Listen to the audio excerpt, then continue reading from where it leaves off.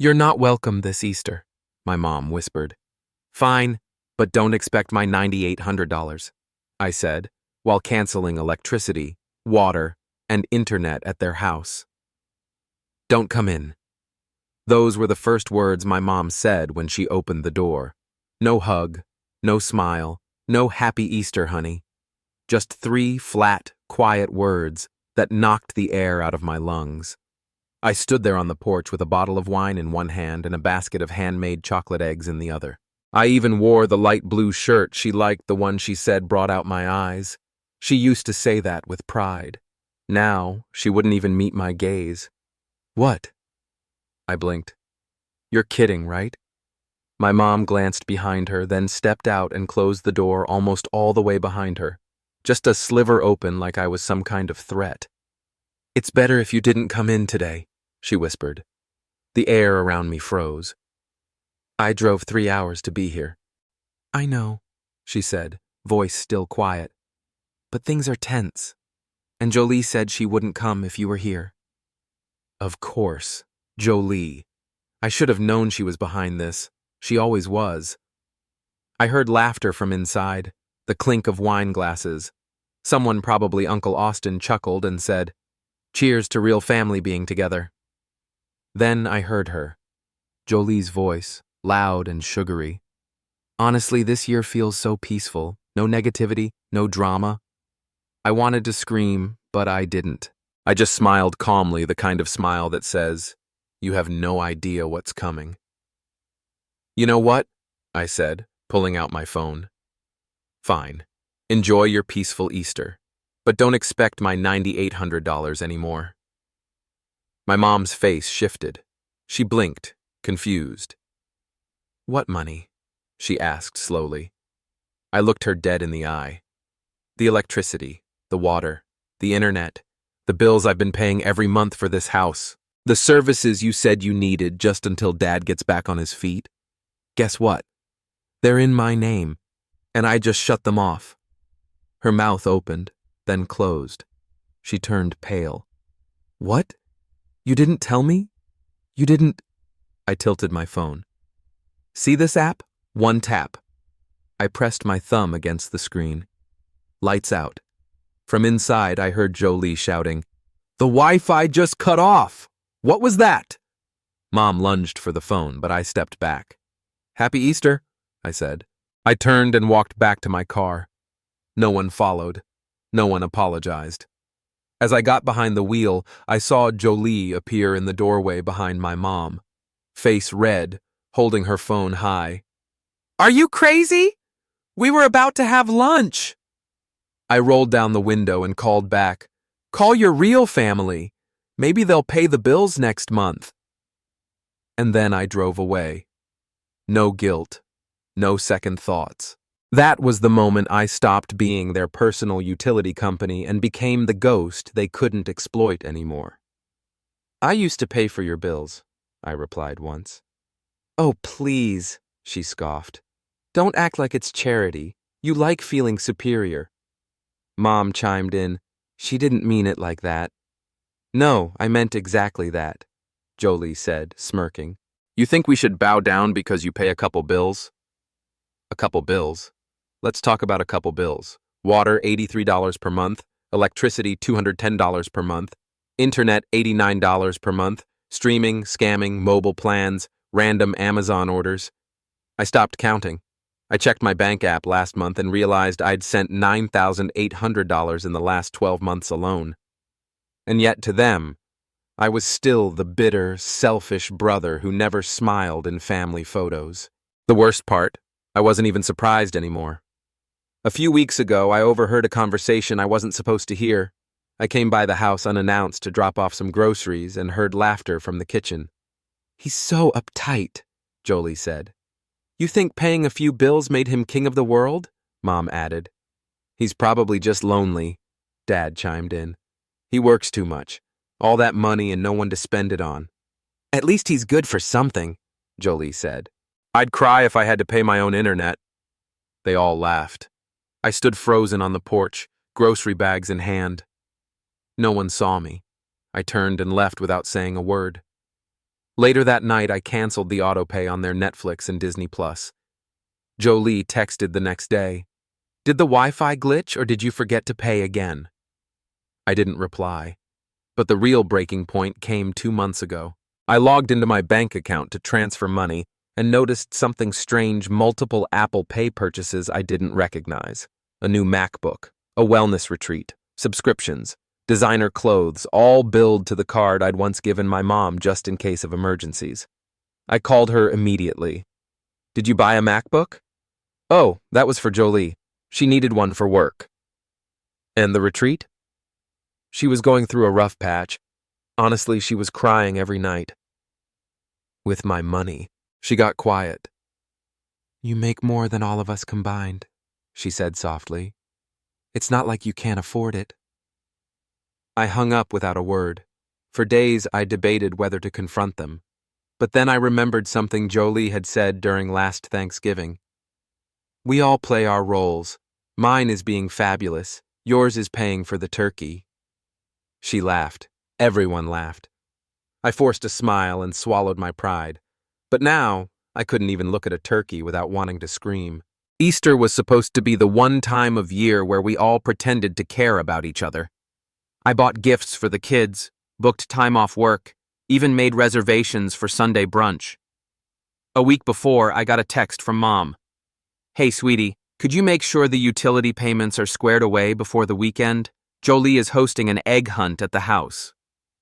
I didn't respond, but I paid $385 for their comfort, $0 in gratitude. And then Easter came. I showed up with wine and chocolate, and they shut the door in my face. "You're not welcome this Easter," my mom said. Jolie made sure I heard it. "Honestly, it just feels better without the moodiness," she called from inside. "Let's keep it light this year." They wanted light? I gave them darkness, as in no electricity, no water, no internet. I sat in my car and watched the house slowly dim. The porch light flickered off. The lawn sprinklers stopped. Jolie burst through the front door 5 minutes later, waving her phone like a sword. "What did you do?" she screamed. I rolled down the window. "Enjoy Easter," I said. "The way you wanted without me." And I drove off, finally understanding that sometimes the only way to heal is to cut the cord. I didn't even make it home before the calls started. First Mom, then Dad, then Jolie again. Again. My phone buzzed so hard it almost slipped off the seat. I ignored all of them until one message came in from Dad that made me laugh out loud. "You're being dramatic. Come back and fix this." Fix this? You mean your water, your internet, your idea of a functional family? No thanks. They showed up at my place 2 hours later. I heard the knock, but I didn't move. Let them stew. Let them feel something for once. Then I heard shouting. "You're seriously going to ignore your own mother on Easter? Open the door right now or we're calling the police!" Jolie screamed. "This is abuse!" she yelled louder. I opened the door just as Jolie raised her hand to bang again. She stumbled forward, nearly falling inside. "Get in," I said flatly. "But if any of you raise your voice, I'm calling the cops myself." They came in like a storm. Mom crying, Dad pacing, Jolie screaming. "You think this is funny? We had guests over, children! Do you know what it's like to explain to a 5-year-old why the bathroom doesn't flush?" "Yeah," I said, sitting down. "You explain to them that their aunt and uncle expect me to cover everything." Boom. Silence. Mom gasped. Jolie's eyes went wide. Dad clenched his fists. "How dare you speak to your family like that?" my mom snapped. "Family?" I raised an eyebrow. "The same family who told me not to come because I ruined the vibe? The same one that laughed behind my back about how useful I am? The same one that used my money like a refillable faucet?" Dad stepped forward. "You're overreacting." "No," I said. "I'm done reacting. I'm acting. Finally." Jolie crossed her arms. "You think this makes you powerful? Cutting off the utilities just to prove a point?" "No," I replied. "This makes me free." She snorted. "You're being ridiculous. Honestly, you've always had this martyr complex. You want applause for paying some bills? You mean the $9,800 I spent last year? I snapped. The money that paid for your heating, your Zoom therapy, your new iPhone, your fake Paris business trip that was actually a spa week in Palm Springs? Her face went white. You went through my stuff? You used my credit card for the plane ticket. I get the statements, genius. Dad tried to change the subject. Okay, look, we've clearly made some mistakes. I cut him off. Dad, you told me to my face that I had no place at the table. That Jolie deserved the help more because she has a future. You looked me in the eye and said that. I was angry, he said quietly. No, I said. You were honest. For once. Mom reached out. Sweetheart, please, we're family. Can we just reset? Undo what you did? No, I said coldly, because you didn't just shut me out this Easter. You shut me out years ago. You've been fine taking what you need, but the second I say no, I'm the villain. Jolie was shaking now. She'd gone from red-faced fury to quiet rage. You'll regret this, she said through her teeth. You think cutting us off will make you feel better? You'll be alone. Good, I said. Alone is better than being bled dry by people who smile when I walk in and spit on my name when I leave. Silence. A heavy, electric silence that wrapped the whole room in static. Then I stood up. Here's what's going to happen, I said calmly. You'll find another way to pay the utilities. You'll transfer the car lease off my name within 30 days. You'll stop using my Netflix, my Spotify, and my Amazon Prime. If you don't, I'll lock it all down permanently. You wouldn't, Dad started. Try me, I said. And Mom, if you ever try to guilt trip me again with, you're our son, just remember sons deserve love, not invoices. Mom started to cry. Dad looked down. Jolie? She stormed out the door, slamming it so hard a picture frame tilted sideways. And I didn't care. I didn't follow. Didn't explain. Didn't fix anything. For the first time in my life, I didn't try to make it better. I closed the door, locked it behind them, and exhaled. The war was over, and I'd finally won. The silence afterward was unreal. No calls, no texts, no sudden knocks on the door. It was like they collectively decided I didn't exist. And you know what? It felt amazing. For the first time in years, I woke up without that dull pressure in my chest, the one that whispers, "What will they need from you today?" No more scanning my bank app to check if I had enough to cover their latest emergency. No more fake group chats where they sent each other memes and left my messages on seen. No more guilt-drenched holidays where I bought gifts for everyone and got socks in return. I was free. And the quiet? The quiet was beautiful. I started sleeping better, eating better, living better. I bought a cheap secondhand guitar and started teaching myself chords. I reconnected with college friends I hadn't seen in years. I signed up for a photography class just because I'd always wanted to, but never had time or energy or space to exist. For once, every cent I earned went toward me. My rent, my groceries, my future. It felt selfish. Then it felt fair. Then it felt right. About a week later, Jolie posted a long Instagram story, rant, black background, white text. Classic, passive-aggressive drama dump. Some people will leave you when you need them most, but God sees everything, and karma is real. I didn't reply, but I did screenshot it for the laughs. A few days after that, Dad called. I stared at the screen. 5 rings, then voicemail. Hey, your mom's upset. Jolie's talking about selling her car. I don't know why you're doing this, but it's gone too far. We're family. Call us. I didn't call. Instead, I emailed Jolie the car lease transfer forms. Deadline, 14 days. Subject line, you're welcome. Then came the real surprise. Kelly, my cousin's wife, reached out of nowhere. She was at the Easter gathering when everything blew up, standing quietly in the background as Jolie cursed and my mom clutched her pearls like I'd murdered someone. She messaged me late one night.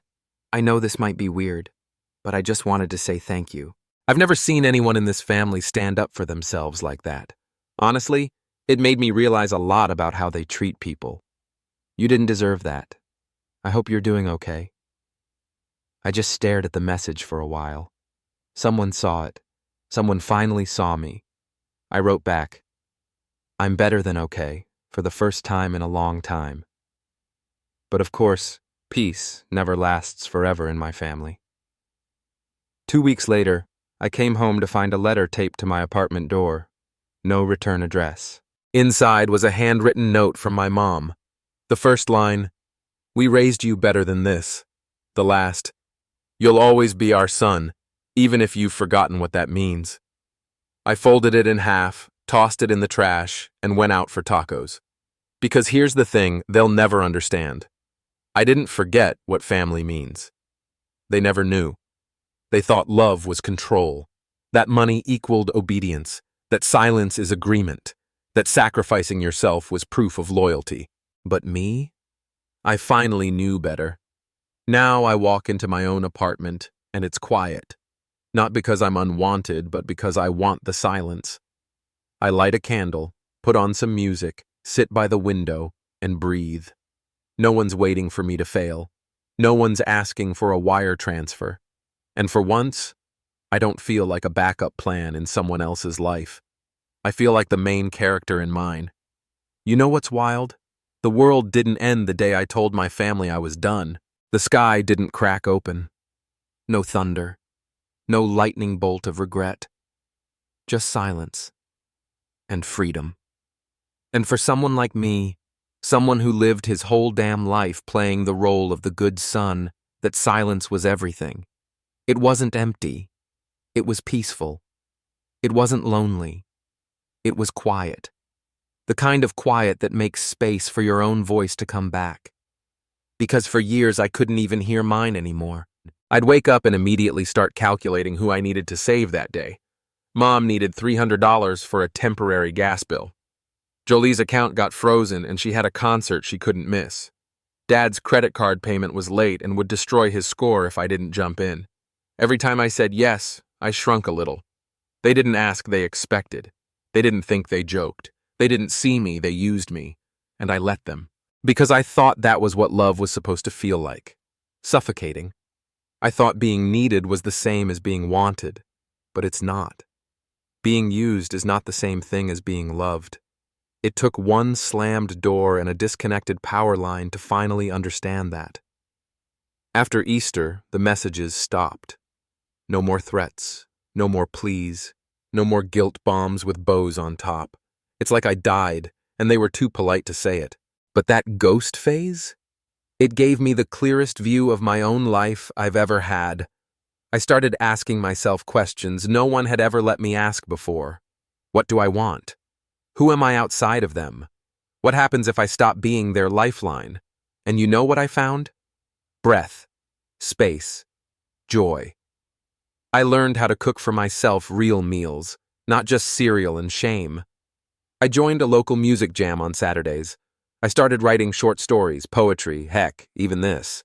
Turns out there's a whole person under the guilt. Then one evening, weeks after the fallout, I ran into someone at a bookstore, a girl I used to know in college, Layla.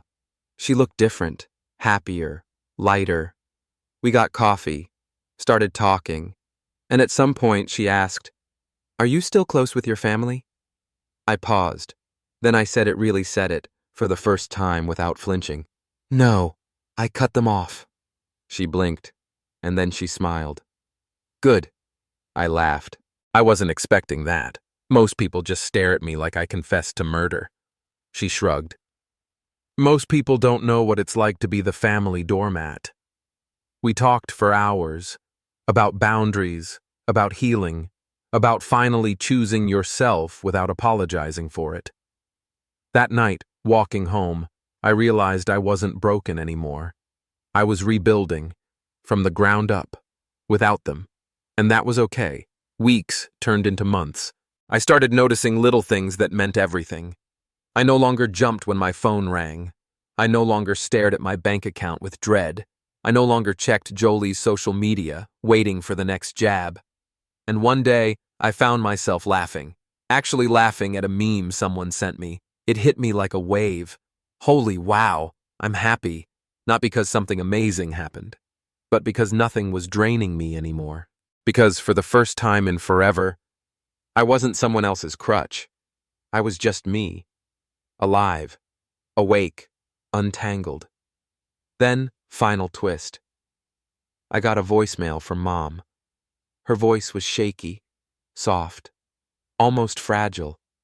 "Hi, sweetheart, I hope you're okay. Jolie's been going through a hard time. The house has been different without you. I know you're angry. I know we messed up, but you're still our son. We love you. I miss you." I listened to the message twice. And for the first time, I didn't cry. I didn't feel pulled back in. I didn't feel guilt or rage. I just felt done. And that feeling, it wasn't cold. It was warm. Warm like standing in the sun after years in the shade. So here's what I know now. Saying no doesn't make you cruel. Setting boundaries doesn't make you heartless. And walking away from toxic people, even if their blood isn't betrayal, it's survival. And yeah, maybe my name is now a curse word at their dinner table. Maybe they'll twist the story, make me the villain, the ungrateful, the cold-hearted. Let them. They're not in my life anymore. And my life is finally mine. So if you're reading this and you're tired of being the one who always gives, always forgives, always sacrifices while they laugh behind your back, let me be the proof. You're allowed to stop. You're allowed to walk away. You're allowed to choose you. And if they ever tell you you're not welcome, you say, "Good. I didn't come here to be welcome. I came to stop bleeding." Then you stand tall, walk out the door, and never look back. Because peace isn't a place they give you. It's the place you reclaim when you finally say, enough.